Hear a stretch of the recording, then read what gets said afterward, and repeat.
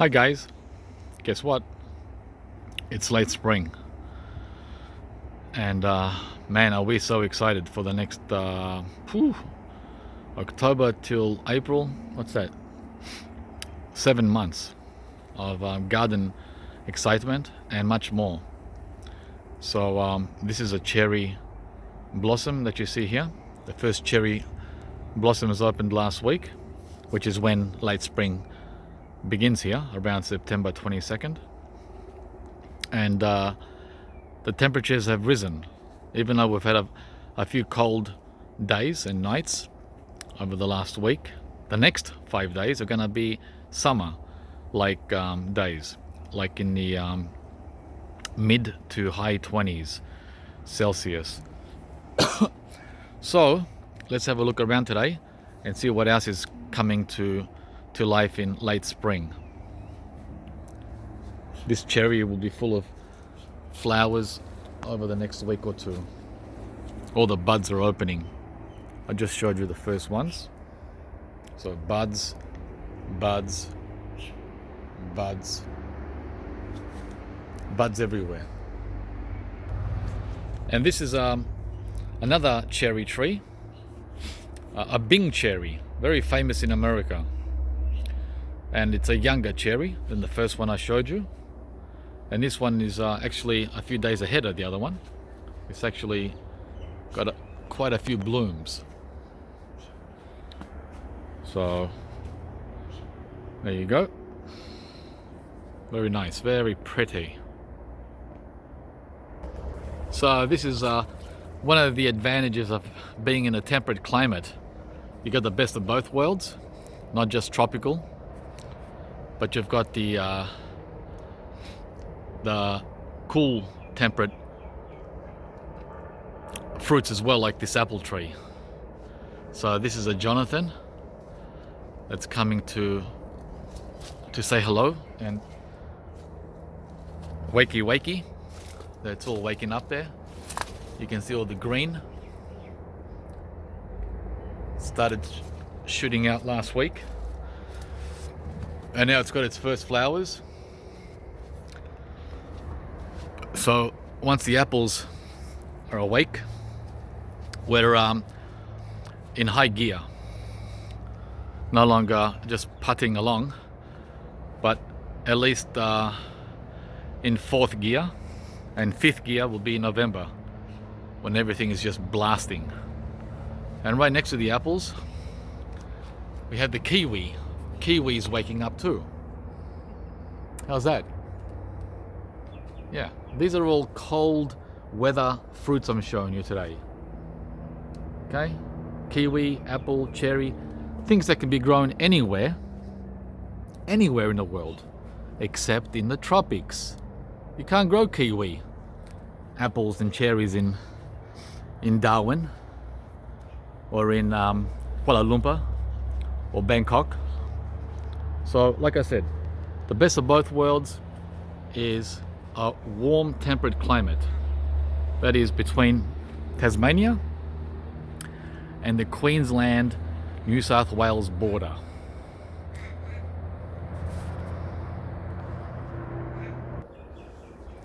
The other thing that's waking up are the figs. Yep, they do so well here. It's one of the top choices for cool to warm temperate climates, the figs. So we have one here and we have one here as well. Can you see how I butchered them back in winter? I mean, heavy duty butchering, not just a little prune. A prune is taking this off, but when you take that off, we're talking major hit. Look at that butchering there. So I did that to both trees, and there's a reason for that. I'm going to talk about that in another video, why I'm so extreme with pruning the figs. Well, it should be self-evident. It's because I don't want it to get as big as that pine tree. You won't be able to get your figs up there. That's how big they get. They get huge. So for a home gardener, you need a chainsaw or a good arm and an old-fashioned saw.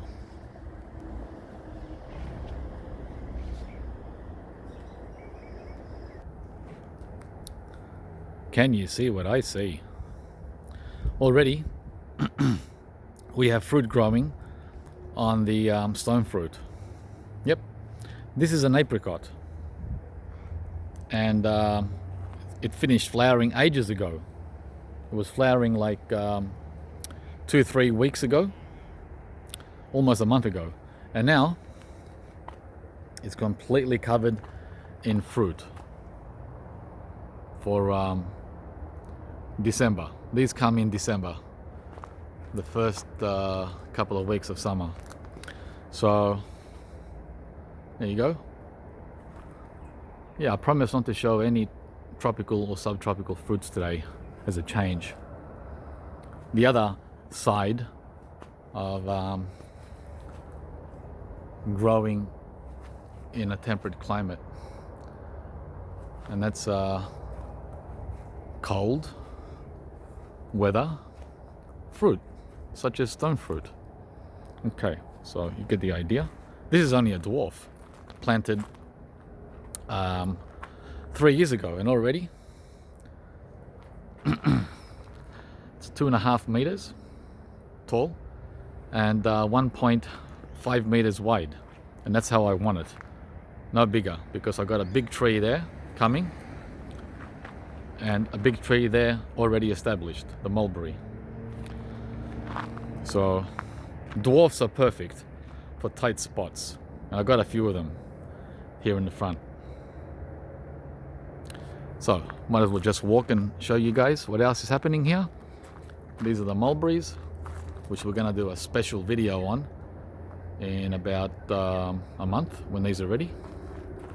Look at that. I chose a cloudy day to make this video because sometimes the lighting is better when it's cloudy and not sunny. So hopefully you guys can see what I'm seeing. Yeah. Anyway, I can walk around this tree for half an hour in order to show you all the fruit. That's how prolific the mulberry is. A must have, but be careful of where you plant it. Look at the trunk. Look at that trunk. Okay, look at that trunk. We're talking massive, and this is only like 5 years old. This tree, it's bigger than my head down there. I'll be showing more of this, like I said, next month when it's ready to pick. All right, and here another mulberry.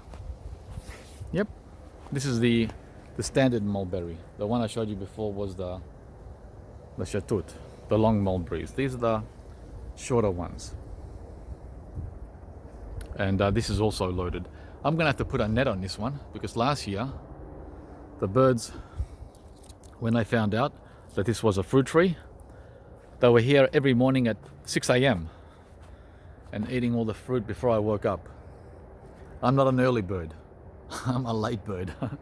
I'm not out of bed till 9 o'clock, and then it's way too late. These guys have already had breakfast and mid-morning snacks before I come out. There's nothing left, not one mulberry for me. So netting is the only answer, or getting up early, being here at 5:30 and sitting guard for the whole month. No thanks. Yeah, so what else? Another one here, third mulberry. A lot of people like this one. It's the red chatut, also loaded. Look at that. Here comes the sun. It's going to spoil my video. I hope the lighting is as good as it was before with the cloudy weather. Sometimes you can't tell what's better. overcast or sunny. So this is another semi-cold, not really cold. If you get frost in September, you're not gonna be getting any fruit from this.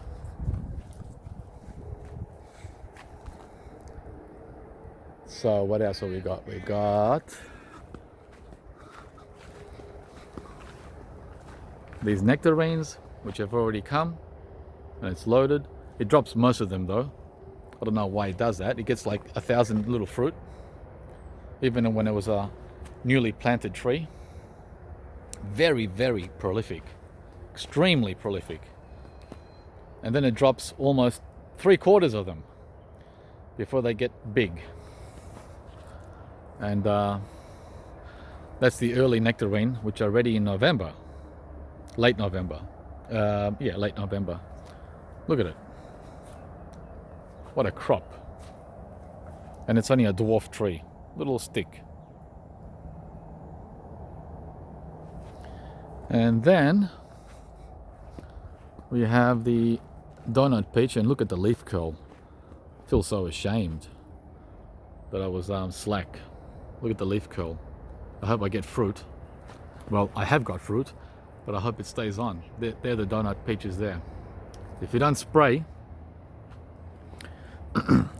in early August, this is what happens. And I did spray, but 4 hours later it rained and all the solution was gone, as you can see.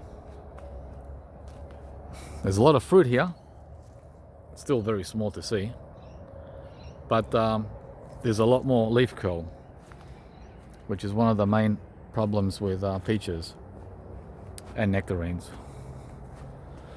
Okay, so, and then we have another peach here. This is the Golden Queen, which is just finished flowering, and the fruit is too small to zoom in on. There it is there. Yeah, way too small. So that's your temperate climate native fruit. Not native to Australia, but native to a temperate climate. Okay, oh, and here's a couple of plums, late bloomers that are waking up. This is the yellow gauge, and over there's the green gauge. The plums are last. See, it's bare, just waking up now. Here you are. This is our favorite plum, by the way, the green gauge. It comes in different names in every country. I don't know why they do that. It really pisses me off that we can't speak the same language, even when we are using the same language. We're using English, but every country has a different, every English speaking country has a different word for the same damn plum. Talk about confusing or what. So,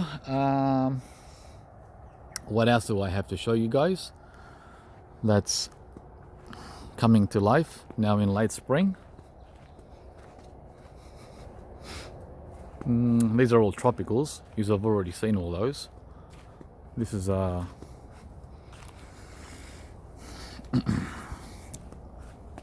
one. This was one of the early ones to flower back in August. The one that looked like snow. Remember that one? It's the plum cot, a combination of plum and apricot, and now it's fully leafed out. It's very hard to find the fruit because it's green, like the fruit. There it is. Yeah, and these are really good. Also an early variety that's ready at the end of November, the plum cot.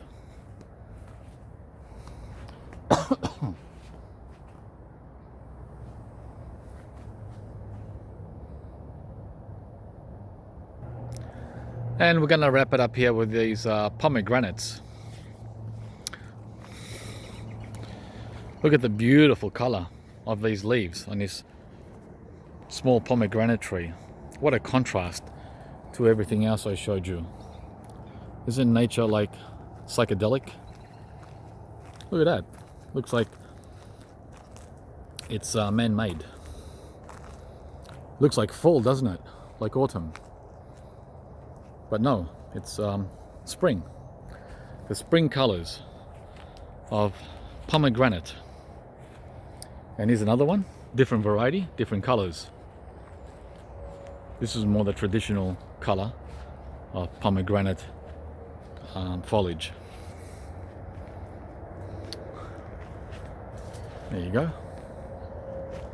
Beautiful. Now what we need is some flowers and some fruit. Real soon.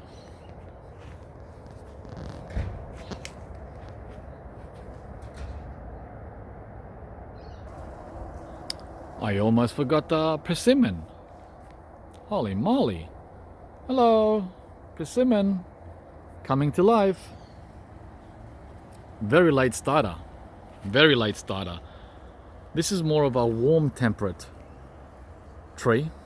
You can't grow this wherever you get frost in September. Well, you can, but you won't have any luck with the fruit in April and May. We're talking southern hemisphere. Sorry guys, up north. So the persimmon is on the borderline of warm temperate and subtropical. So this one is just waking up. This is the giant sized Gyro for you, and it's just waking up. And look at the difference with our standard fuyu. This is the standard persimmon you find in every country all around the world, and I've had this one for almost 10 years. The other one I showed you was just waking up, was like 5 years old. This one not only has woken up, like over, oh gee, it woke up 2 months ago. It woke up in winter. It's also got a record amount of fruit. Check it out. Look at that. Again, the lighting and the color. These are all fruits. Let's see if I can do better. Over here, yeah, there you go. You can see the fruit, very well hidden. Fruit, fruit, fruit, fruit. So it's going to be a great year. Last year it only gave us like 20. The year before that it gave us like 200.